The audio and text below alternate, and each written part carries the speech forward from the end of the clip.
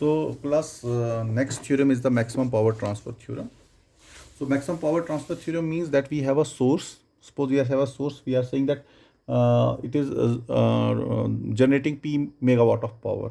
No, I want to transfer this power from power from source to the load. So we will see maximum out of this P megawatt of power, maximum how much power we can transfer to the load. Okay, maximum how much power we can transfer to the load. Whether we can maximum we can transfer 10%, we can transfer 20%, maximum if we can transfer 50, or we can transfer 70 or 80%, we will see that. Okay, so this I am saying we studied Thevenin theorem. Okay, so this Thevenin theorem is useful in finding the maximum power, okay, in a linear circuit. Okay, so I am saying this Thevenin theorem is useful in finding the maximum power a linear circuit can deliver to a load. I am saying Thevenin theorem is useful, okay, in finding the maximum power that is delivered to a load. Okay, so what are we doing? Any complex circuit, we are replacing it by a Thevenin equivalent circuit. And what will be the Thevenin equivalent circuit? It will look like this: VTH. Here we have RTH, and here we have some load. Okay, this load is variable RL. Okay, so we are saying that the current that is flowing here, I, it is nothing but VTH divided by RTH plus RL. And you know that the power that is consumed by this load, P is equal to I square RL. Simple. So power that is absorbed by the load will be given by VTH divided by RTH plus RL whole square into RL. Okay, so I'm saying, suppose this is equation A. Okay, now you that for a particular circuit, okay, how have we calculated VTH? By removing the load. Okay, so and we have calculated RTH also by removing the load. So we know that for a particular circuit VTH, because this VTH and RTH we have calculated from the fixed part of the circuit, means which is not changing. Okay, from that fixed part we have calculated VTH and RTH by excluding the load. Okay, because load can vary. So I am saying this VTH and RTH which have been calculated from the fixed part of the circuit. So obviously VTH and RTH, it will remain fixed. So since I am saying VTH and RTH are fixed for a given circuit, VTH and RTH are fixed for a given circuit, thus by varying the load resistance RL, we can vary the current by varying the load resistance. VTH and RTH are fixed.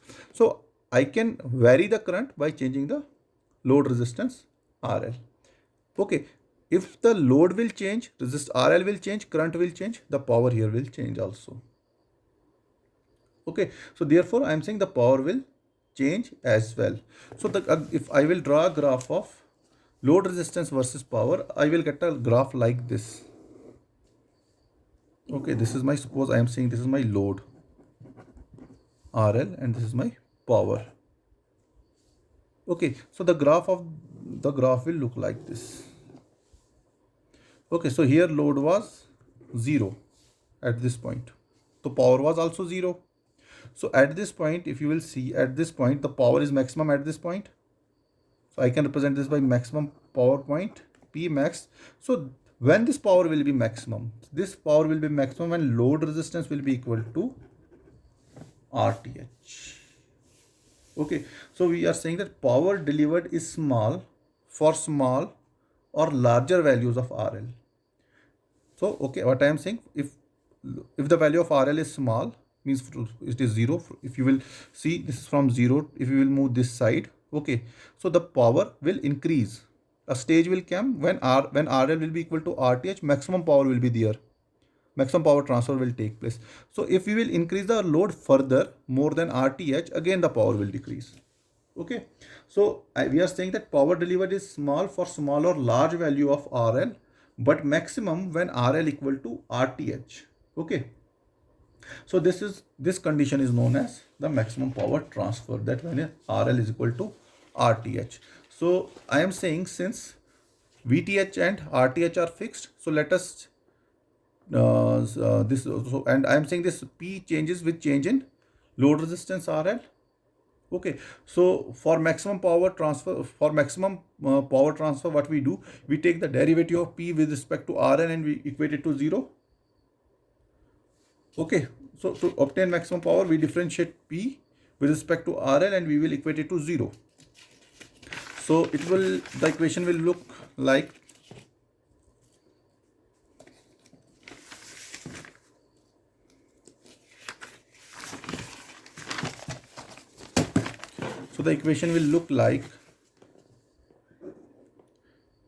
dP by dRL is equal to VTH square, okay, into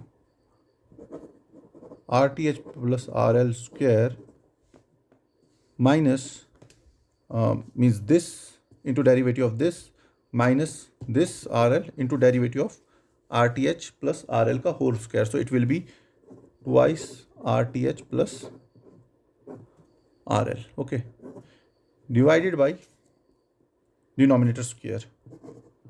RTH plus RL square is the denominator and its square will be 4 and we will equate it to 0.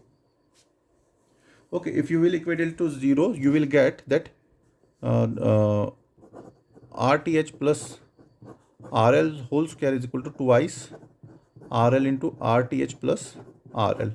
So this and square will cancel. So RTH will be equal to twice RL minus RL, or RTH will be equal to RL. Okay, I'm saying suppose this is equation number 3. Okay, or equation B. So here I have equation A and here I have equation B. So I am saying power is given by VTH by RTH plus RL whole square into RL, because this VTH upon RTH plus RL is the current. So I square R. And for maximum power transfer, I got a condition that when RL is equal to RTH. Okay, I know I will substitute this condition in this equation and I will see what is the maximum power that can be transferred. Okay, so substituting in equation A, I will get the value of P max. It will be VTH divided by RTH plus RTH, VTH square plus RTH square into RTH, because I am replacing RTH by RL by RTH. So what I will get, VTH square divided by twice RTH whole square multiplied by RTH. What I will get, VTH square divided by 4 RTH square multiplied by RTH. So RTH and square will cancel. So what I am left with, I am left with P max is equal to VTH square divided by 4 RTH. Okay, so only when this is the maximum power, only when RTH is equal to RL. Okay, only when RTH is equal to RL. So tell me that I am saying when VTH RL is equal to RTH, when RL is equal to, here I am saying when RTH RL is equal to RTH. So I have two resistances, equal resistance that are connected in series. Okay, two equivalent resistors that are equal resistors that are connected by in series. So obviously the power will be equally shared by both the resistors. So I'm saying if 10 megawatt of power is coming from the source, and this resistor and this resistor, they are equal and connected in series. So obviously this resistor will consume 5 megawatt and this resistor will consume 5 megawatt. Okay, so in that case I can say that the maximum power that can be transferred to the load, it is 50%. Okay, so maximum 50% of power can be transferred. How much? 50% of power can be transferred. So this was all about the maximum power transfer theorem. So this maximum power transfer theorem states that the maximum power can be transferred to the load when the load resistance is equal to when the load resistance RL is equal to the Thevenin equivalent resistance RTH. And vice versa is not correct, because RTH we cannot make RTH equal to RL. Suppose RL is changing, so means we have to change RTH, but we have calculated RTH by, we are saying this, the circuit other part of the circuit is fixed. So RTH is fixed. We cannot change RTH. Okay, only when RL is equal to RTH, maximum power will transfer, and maximum only 50% of the power will transfer. Got it? So I will give you some homework. So it is not an assignment, it is a homework. So I am saying that you will determine the value of the load resistance that will draw the maximum power from the circuit. Okay, and the circuit looks like this.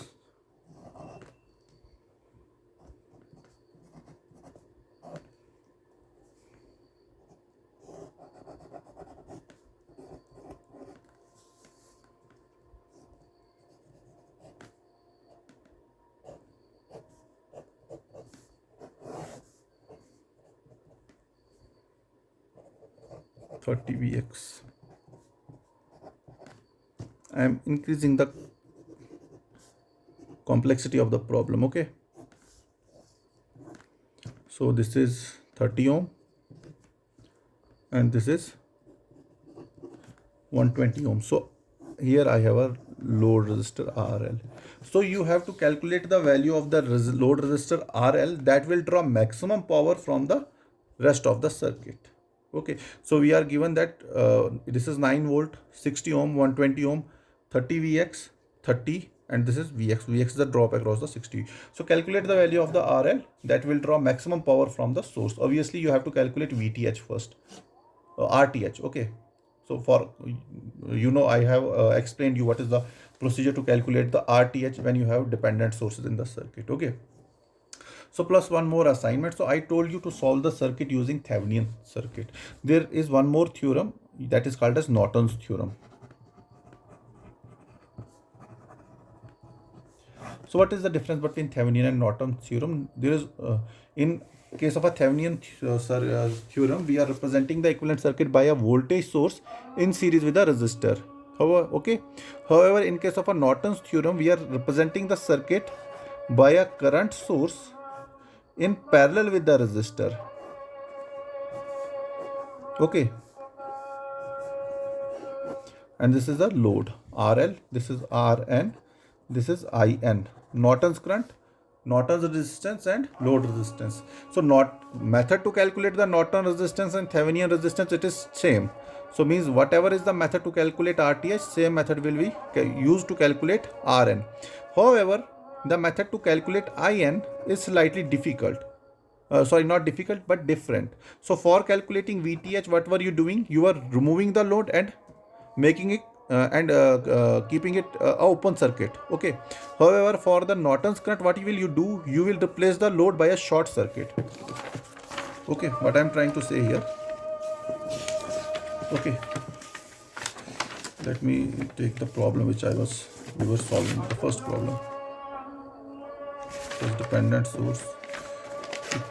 We consider a case where with the independent source now.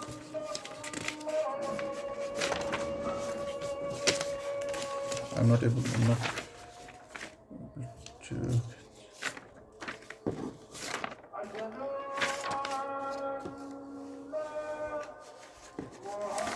yes.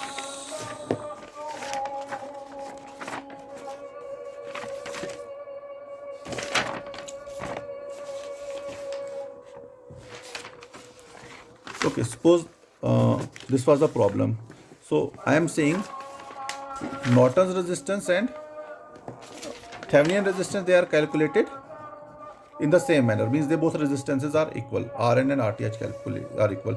So, and I was saying in case of a Norton resistor, we are replacing the circuit by a current source. Okay, in parallel with the resistance RN. And that is kept in parallel with the load. Suppose I want to calculate the Norton's equivalent of this circuit. What will I do? I will calculate RN, which is calculated in the same manner as RTH is calculated. Then what I will calculate? Then I have to calculate the Norton's current, IN. So how will I calculate Norton's current? You see here what we were doing, we were removing the load and keeping an open circuit here, and we were calculating VTH. So for calculating the Norton's current, what we will do? We will remove the load and we will replace it by a short circuit. Okay. Now when there is a short circuit, some current will flow in this circuit. That current is called as Norton's current, IN. Okay, then you will take this Norton's current as a represented by a current source in parallel with the Norton resistance, and that will be connected in parallel with the load. Okay, so what will be the current then that is flowing in the load? I will be equal to IN divided by RN plus RL multiplied by RN. Okay, so this Norton's current, it is again a homework for you. Norton's current and one numerical which I showed you that you have to solve. This is your homework. So that is it for today's lecture. Thank you very much.